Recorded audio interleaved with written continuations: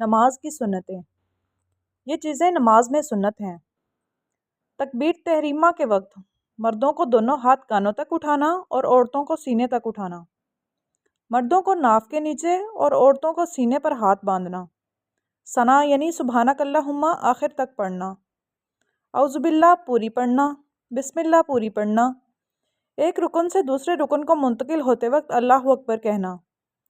رکوع سے اٹھتے ہوئے سمیع اللہ لمن حمدہ ربنا لک الحمد کہنا، رکوع میں سبحان ربی العظیم کم از کم 3 مرتبہ کہنا اور سجدے میں کم از کم 3 مرتبہ سبحان ربی الاعلیٰ کہنا۔ دونوں سجدوں کے درمیان اور اتحیات کے لیے مردوں کو بائیں پاؤں پر بیٹھنا اور سیدھا پاؤں کھڑا کرنا اور عورتوں کو دونوں پاؤں سیدھی طرف نکال کر کوہلوں پر بیٹھنا، درود شریف پڑھنا، درود کے بعد دعا پڑھنا، سلام کے وقت دائیں بائیں منہ پھیرنا، سلام میں فرشتوں، مقتدیوں اور نیک جنات جو حاضر ہوں ان کی نیت کرنا،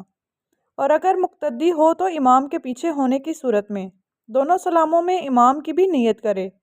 اور اگر امام کے دائیں بائیں ہو تو جس طرف امام ہو اس سلام میں اس کی نیت کر لے۔